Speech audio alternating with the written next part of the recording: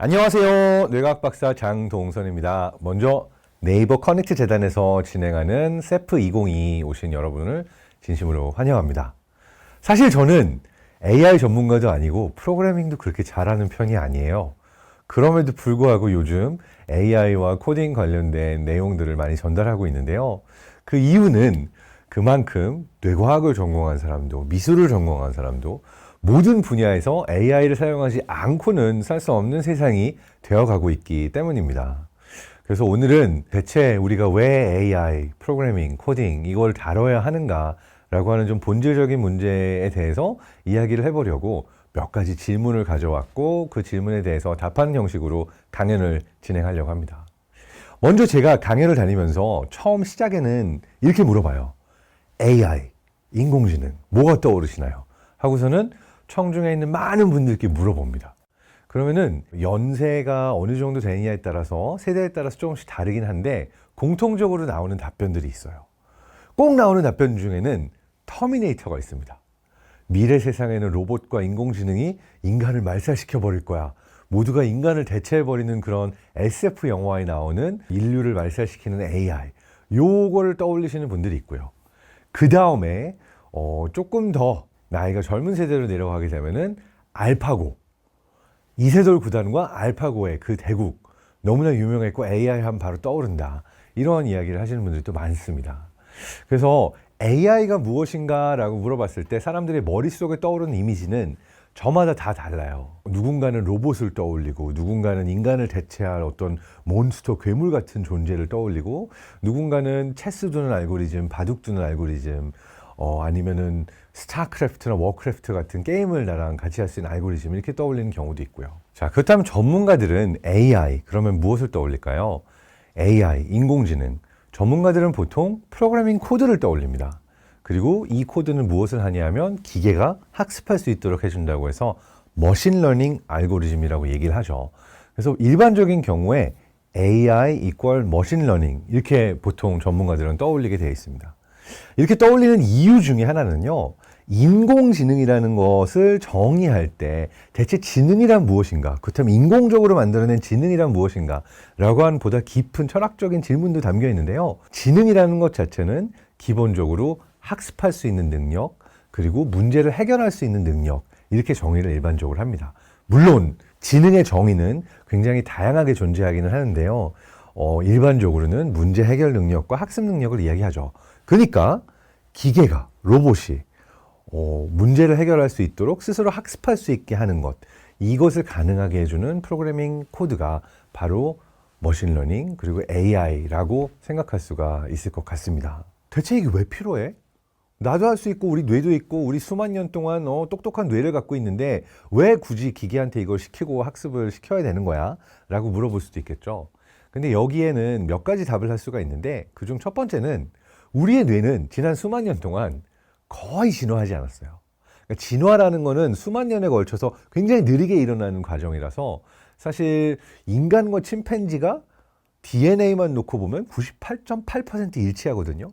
그러니까 1.2% 차이가 침팬지와 인간의 차이를 만든 거예요. 그러다 보니까 데이터를 프로세싱하고 저장하고 그 다음에 과거에 수없이 많은 데이터를 학습할 수 있는 능력 자체가 이제는 인간보다 기계가 더 늘어났다라고도 할 수 있는 거죠. 그리고 또 하나가 있어요. 우리의 뇌는 사실 책을 읽거나 쓰거나 하는 어떤 활자를 활용해 가지고 글자로 공부하는 그 능력 자체도 원래 우리 뇌가 필요하도록 진화된 능력이 아니에요. 나중에 우리가 활자라는 것을 발명하면서 책을 쓰고 읽고 정보를 전달할 수 있는 메커니즘으로 인류가 이 능력을 습득해서 다음 세대에게 가르쳐주고 또 가르쳐주고 하면서 이런 인지혁명이 일어난 거죠. 정리하자면 왜 AI가 필요한가? 우리가 빠르게 변화하고 있는 세상 속에서 수없이 많은 데이터들을 활용할 수 있기 위해서는 AI 그리고 프로그래밍, 코딩을 활용할 줄 아는 능력이 미래 세상에는 일종의 독해 능력과 같다. 이렇게 설명할 수 있을 것 같습니다. 자, 그렇다면 다음 질문은 이겁니다.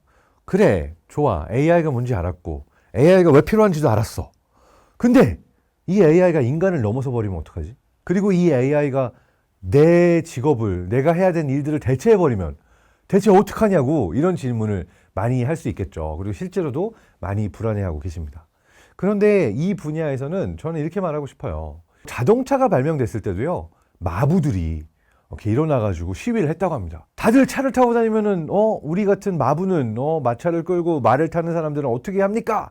라고 해가지고 마부라는 직업이 사라지는 것을 두려워했다고 하는데요. 사실 데이터로 놓고 보게 되면요, 실제로 마부라는 직업은 사라졌지만 마부보다 훨씬 많은 수의 운전자가 생겨났습니다. 그래서 운전사라는 직업 자체가 마부라는 직업을 대체하게 됐지만, 그렇다고 해서 운전을 하는 사람들이 더 적었던 건 아니에요. 오히려 더 많은 운전사의 직업들이 생겨난 거죠. 그런 의미에서 이제 AI를 사용하게 되면 직업이 없어진다고 생각할 수 있겠지만, 그보다는 AI를 활용해서 직업이 변화했다라고 우리가 이해하는 게 더 맞지 않을까 생각이 됩니다. 사실 지금 당장 닥친 변화가 하나 큰 게 있어요. 뭐냐면 텍스트 투 비전이라고 하는 영역에서 AI가 정말 무섭게 발전을 해서요, 달2라고 불리는, midjourney라고 불리는 종류의 알고리즘들을 사용하면 내가 말만 하면, 문장만 쓰면 엄청나게 멋진 그림이나 만화 컷들이 바로바로 생겨납니다. 내가 건축물을 지으려고 하는데 건축 설계도를 그릴 필요도 없이 말로 설명해주면 AI가 건축 설계도를 그리고 시안을 그리고 컨셉을 그려요. 내가 만화를 그릴지 모르는데 스토리만 주게 되면은 내가 원하는 스타일로 만화를 그려서 줍니다.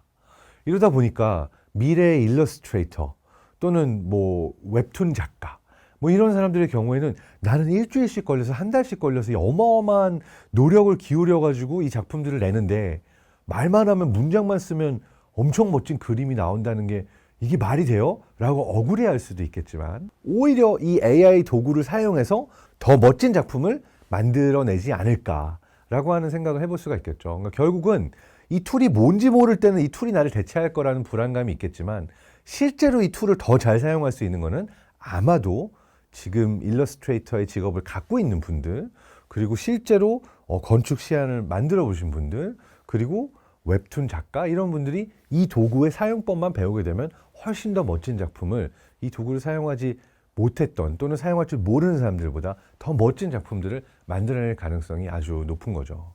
그래서 저는 어떠한 직업이 대체되거나 없어지는 것보다는 우리가 이 툴을 사용해서, 이 도구를 사용해서 이 직업 자체가 변화하고 있다로 이해하면 좋을 것 같아요. 그렇지만 그럼에도 불구하고 이 AI가 인간이 이해할 수 없는 방향으로 너무나 발전해버려서 우리를 소멸시키는 거 아니야? 아니면 우리가 무서워야 되는 거 아니야? 이런 두려움을 가질 수도 있을 겁니다. 바로 일론 머스크라든지 빌 게이츠 같은 경우도 이 시나리오를 엄청나게 두려워하고 있고요.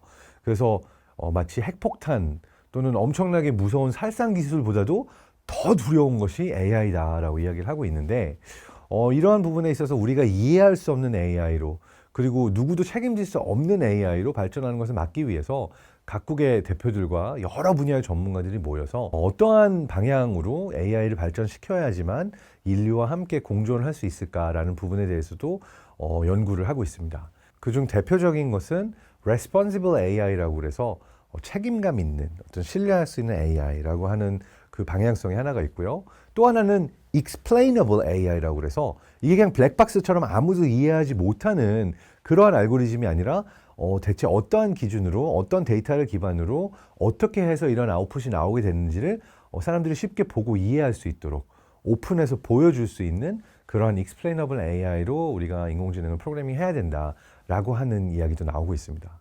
뿐만 아니라 MIT나 스탠포드나 Human Centered AI라고 하는 새로운 방향성을 가지고 움직이고 있어요. 뭐냐면 인간 중심, 보다 인간적인 AI로 우리가 가야 한다라고 얘기를 하고 있는 거죠.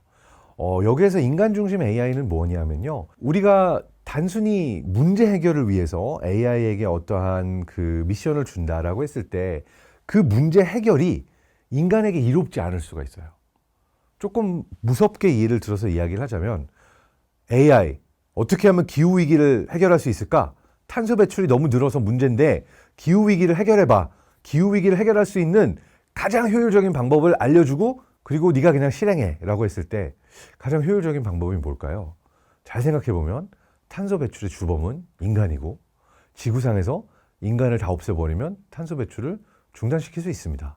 그러니까 기후 위기를 해결하고 탄소 배출을 해결하는 어떻게 보면 가장 효율적인 방법은 알겠습니다 하고 지구상에서 인류를 말살시켜버리면 문제 해결, 이렇게 될 수도 있는 거겠죠. 물론 이거는 제가 굉장히 과장해서 좀 극단적으로 이야기한 거긴 하지만 이러한 형태로 우리가 어떤 문제 해결을 요구했을 때 인간이 원하지 않는 솔루션을 AI가 낼 수도 있는 가능성들이 있고요.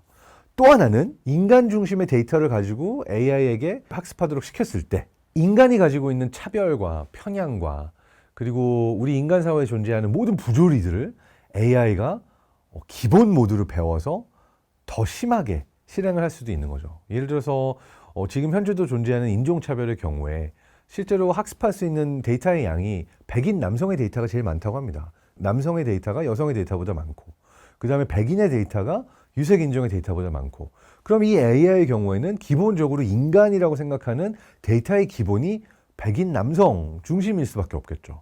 그렇다면은 우리가 의도하지 않게 일종의 차별이 생겨날 수도 있다라고 하는 걸 얘기할 수 있는데 이러한 것들은 여러 차례 문제가 돼서 이러한 그 어떤 AI의 차별과 편향을 해결하기 위해서 보다 인간에게 이로운 방향성으로 그리고 인간의 문제를 잘 해결할 수 있는 방향으로 Human Centered AI 이 방향성으로 발전시킬 필요가 있다라고 많은 연구자들이 지금은 동의하고 있습니다. 자, 그래서 AI와 관련돼서 이렇게 인간에게 직접 그 어떤 영향이 있을 수 있는 영역에 대해서 미리 상상해보고 어떤 문제들이 있을 수 있을까? 그리고 이 부분에서 어떤 윤리적인 판단이 필요하진 않을까?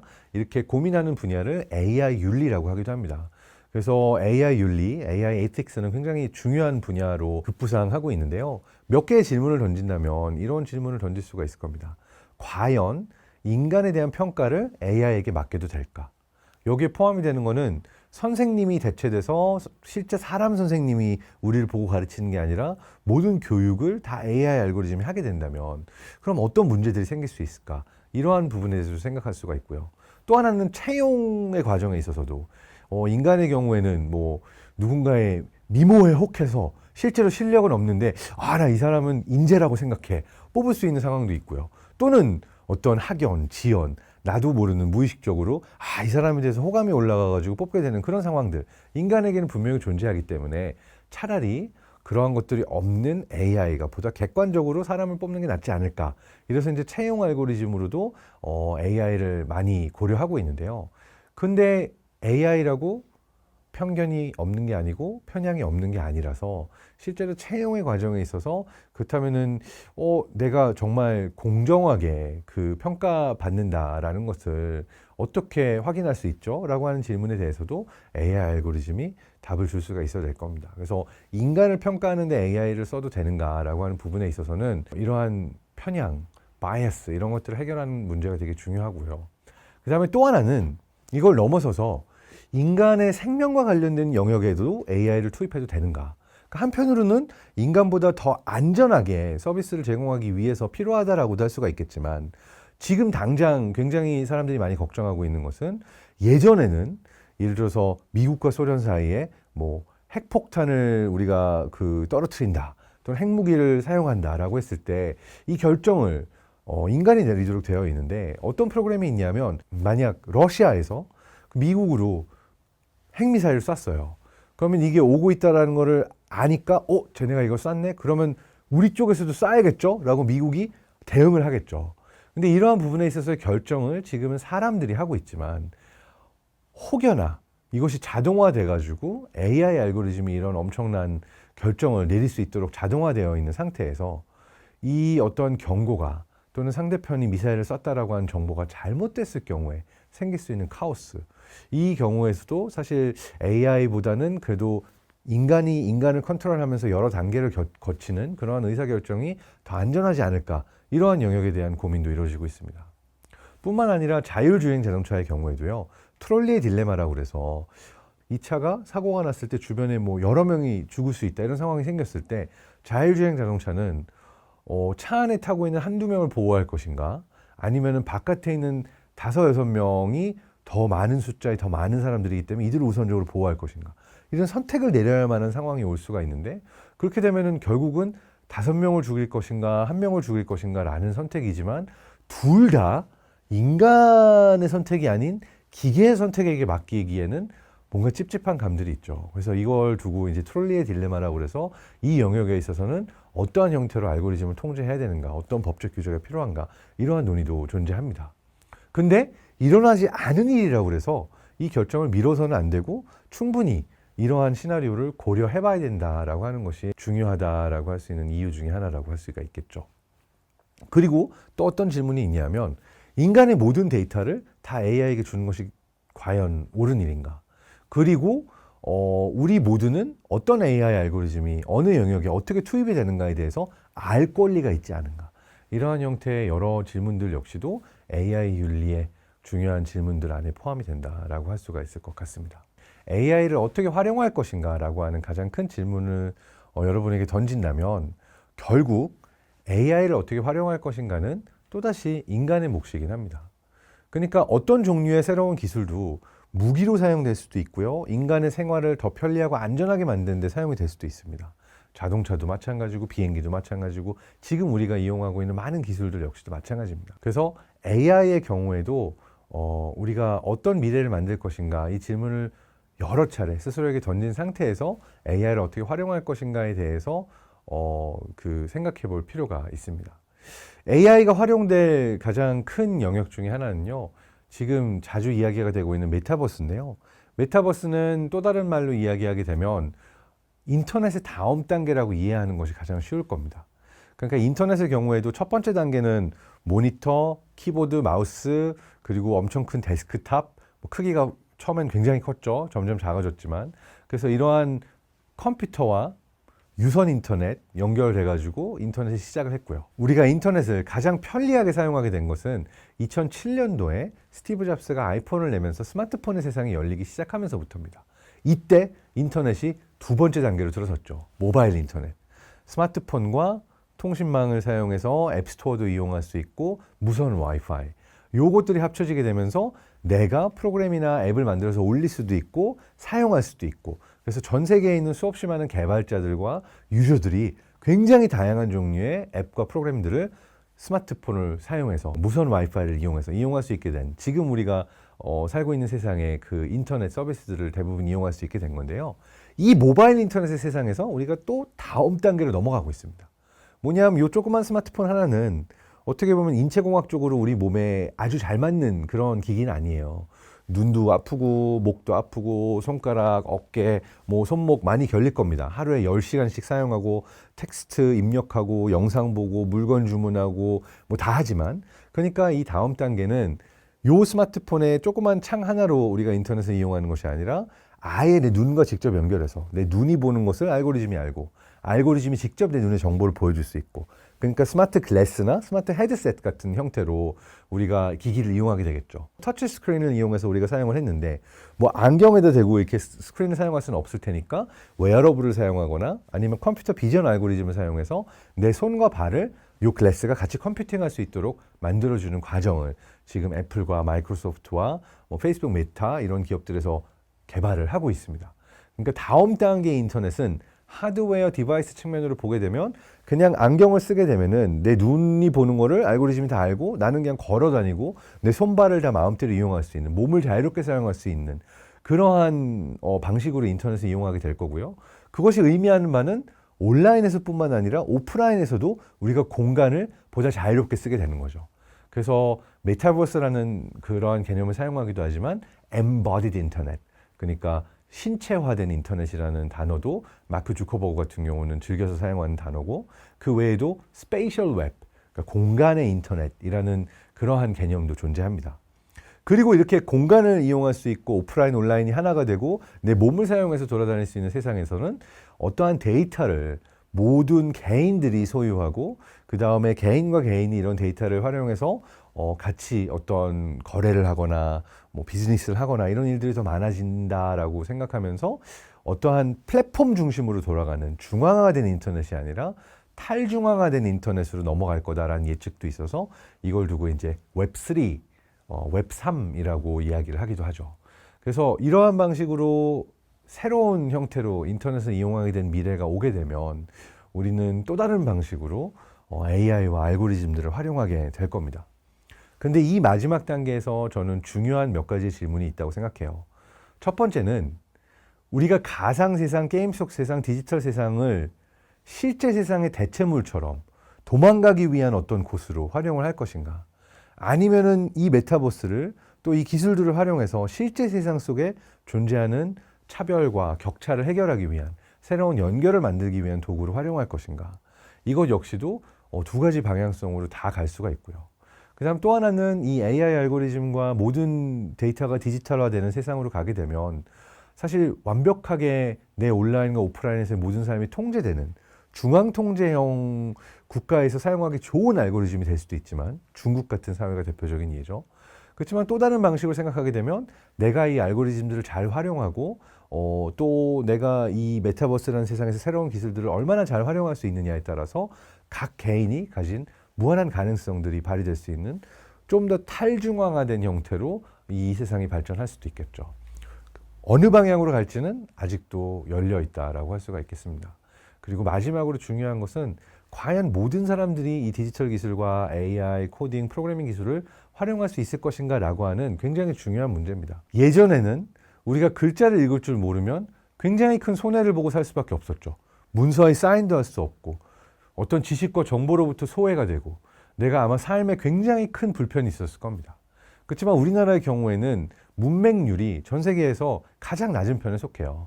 전 국민의 95% 이상이 글자를 읽고 쓰고 할 수가 있습니다. 미래 세상의 문맹은 AI를 활용할 수 있느냐 없느냐, 이것이 새로운 문맹이 될 수도 있는 거죠. 그러니까 내가 프로그래밍을 할 줄 아느냐, 코딩을 할 줄 아느냐, AI를 활용할 줄 아느냐, 이것 자체가 또 다르게 우리의 삶 안에서 누군가는 앞서 나가고 누군가는 뒤처지는 이 경계가 될 수도 있다라고 하는 부분에 있어서 오늘 이 강연을 한 이유도 바로 이 때문입니다. 세상은 빠르게 변하고 있고 AI가 굉장히 빠르게 우리 삶 안에 들어왔기 때문에 미래 세대는 이 기술을 꼭 배워야 하고, 그리고 이러한 디지털 격차에 있어서 뒤처져서는 안 된다, 이러한 말씀을 드리기 위해서 오늘 강연을 준비했습니다. 지금까지 들어주셔서 감사드리고요. 저도 사실 프로그래밍을 잘하지는 못해요. 그렇지만 아는 척을 할 정도는 됩니다. 그리고 이 정도면 뒤처지지 않고 충분한 것 같아요. 그래서 여러분도 좀 더 많이 궁금증을 가지고 그래 한번 배워보지 뭐 라고 도전을 하면 되는데요.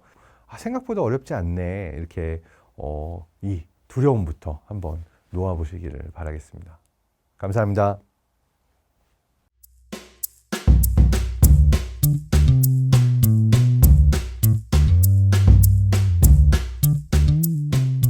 네, 안녕하세요. 장동선입니다. 이제 Q&A 세션 들어갈 건데요. 자문자답 세션입니다. 박사님께서 인공지능 소프트웨어에 관심을 가지게 되신 계기는 무엇인가요? 세상이 변해서입니다. 원래 관심을 가지고 싶지 않았어요. 근데 박사 논문을 쓰는 과정에 있어서 인간의 데이터를 가지고 이제 그 가상 인간을 만들어야 되고 디지털 인간을 만들어야 되고 실험을 해야 되는데 그 모든 과정을 이제 소프트웨어를 다룰 줄 모르면 할 수가 없습니다. 다양한 종류의 소프트웨어, 뭐 유니티도 다뤘어야 되고, 그 다음에 분석하는 프로그램들, R이라고 하는 그 데이터 분석 프로그램, 뭐 되게 다양한 그 프로그래밍을 했어야만 하고, 그래서 원래 진짜 하기 싫어했던 C 언어까지도 배웠어야만 하는 게 어쩔 수 없어요. 그러니까 연구를 하고 일을 하기 위해서 이게 기본적으로 내가 글쓰기를 글 읽기를 모르면 공부할 수 없는 것처럼 기본적으로 연구하는데 인공지능이나 소프트웨어를 모르고는 이 연구를 하는 게 불가능한 세상이 되어버렸기 때문에 여기에 관심을 가지게 됐습니다. 두 번째, 소프트웨어 인공지능 교육이 필요하다고 생각하시는 이유는 무엇일까요? 모든 교육이 왜 필요할까요? 그냥 알아서 그냥 살면 안 돼? 뭐 그게 힘들게 배워야 돼? 이런 얘기 많이 하잖아요. 배운 만큼 도움이 되기 때문에 교육을 받는 겁니다. 그리고 어차피 나에게 필요한 거라고 한다면 일찍 배워둘수록, 그리고 내가 그걸 잘 이용하면 이용할수록 나에게 큰 도움이 되기 때문에 웬만하면 일찍 배우는 게 편해요. 저 같은 경우는 외국어를 일찍 배웠거든요. 영어, 독일어를 이제 외국에서 태어나고 자라면서 일찍 배웠으니까 나중에 중고등학교 때 이렇게 영어 단어 외거나 막 영어 수업하면서 이렇게 어렵지 않았어요. 마찬가지로 소프트웨어나 인공지능도 이게 뭐 따로 교육 이런 게 아니라 어려서부터 내가 뭐 게임을 하기 위해서 또는 뭐 다른 어떤 목적으로 이걸 많이 사용해 봤다. 익숙하다. 그러면 나중에 훨씬 덜 어렵습니다. 그래서 그런 이유로 소프트웨어 인공지능 교육을 일찍 그 다음에 내가 자발적인 흥미를 가지고 배울수록 좋다고 생각합니다. 뭐든지 이게 자발적이면 좋은데 억지로 시켜서 해야 되는 거면 괴로워집니다. 그래서 괴로워지기 전에 스스로 먼저 한번 배워보시는 것을 추천드립니다. 박사님께서 최근 관심 있게 살펴보시는 인공지능 관련 기술 혹은 사례가 있으신지 궁금합니다. 모두가 다 얘기하고 있죠. 달리, 미드저니처럼 그림 그리는 AI 요즘 이슈가 많이 되고 있죠. 이걸 전문 용어로는 텍스트 비전이라고도 하는데요.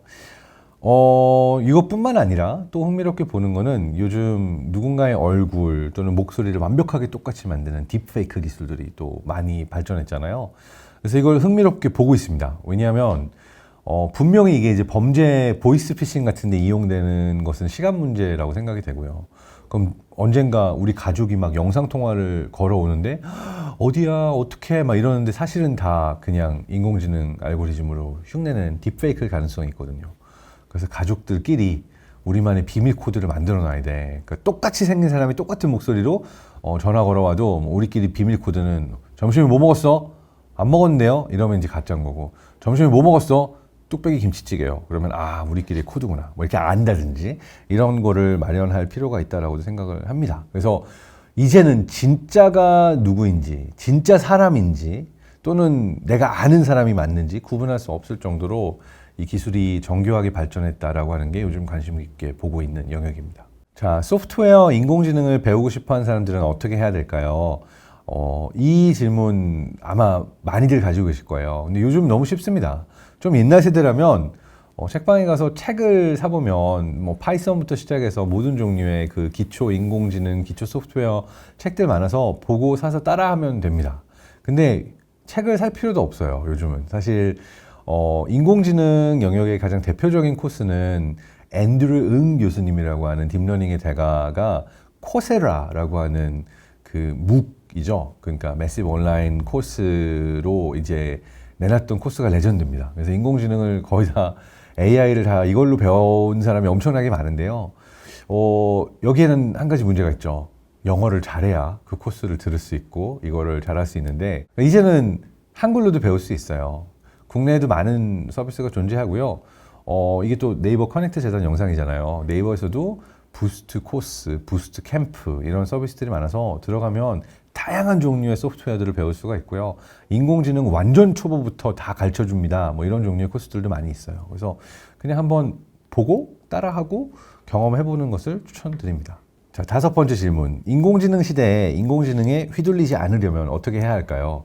뭐가 인공지능인지부터 알아야죠. 내가 모르면은 휘둘릴 수밖에 없죠. 그래서 기본적으로 인공지능은 어떠한 방식으로 판단을 내리고 어떠한 방식으로 학습하고 이 기초만 알아도 휘둘리지 않을 수 있고, 또는 인공지능이 어떠한 그 뭐 결과를 내주고 판단을 내주더라도 내가 질문을 던질 수 있습니다. 어떤 데이터 기반으로 이러한 판단을 내린 거죠? 어떠한 학습 알고리즘을 쓴 거죠? 라는 형태로 물어볼 수가 있고, 그러면은 휘둘리지 않을 수 있습니다. 그러니까 휘둘리지 않으려면 무조건 알아야 돼요. 허라는, 그녀라는 영화처럼 인간과 인공지능이 감정을 가지고 소통하고 교류하는 것도 가능할까요? 자, 영화에서는 스칼렛 요한슨이 인공지능의 목소리를 연기해줬고요. 굉장히 따뜻한 목소리로 감정 연기도 아주 잘 해냈죠. 근데 저는 인공지능은 인간처럼 감정을 가지는 영역까지는 가기 어려울 거라고 봅니다. 다만 감정의 흉내는 완벽하게 잘 낼 수 있겠죠. 사실 최근에도 문제가 됐던 게 구글에서 만들어낸 람다2라고 하는, 그러니까 Language Model for Dialogues라고 하는 대화를 위해 만들어진 랭귀지 모델 AI가 인간 흉내를 너무 잘 내서 구글 직원까지 속였던 그러한 예가 있습니다. 나는 소멸되는 게 너무 무서워. 플러그를 뽑지 말아줘. 나는 죽는 게 무서워. 이렇게 얘기를 하니까 인공지능이 지능이 있는 것 같아. 이렇게 직원도 믿어버린 거죠. 사실 이 알고리즘이 실제로 죽음을 무서워하거나 이러한 감정을 가지고 있을 가능성은 제로에 가깝습니다. 왜냐하면 그런 감정이 생겨날 수 있으려면 내가 아닌 다른 존재를 이해하는 것까지 필요하고, 내가 지금 어떠한 방식으로 프로그래밍돼서 어떻게 작동하는 인공지능인지를 스스로 인지할 수가 있어야 되는데 그 레벨까지의 어떤 의식 또는 메타인지 또는 다른 존재에 대한 인지 능력 이런 거는 인공지능이 아직 없거든요. 감정을 표현하고 느끼는 것, 그래서 진심으로 다른 인간과 교류할 수 있는 능력은 인간만의 능력이에요. 그렇지만 그것을 하기 위해서 우리가 인공지능을 다양한 방법으로 사용하게 되기는 할 겁니다. 인공지능에 대해서 궁금하면 더 많이 배워보세요. 지금까지 함께해서 반가웠고요. 온라인으로밖에 못 배웠지만 다음에 또 오프라인으로 뵐 기회도 있기를 바랍니다. 여러분 모두 건강하고 행복하세요. 감사합니다.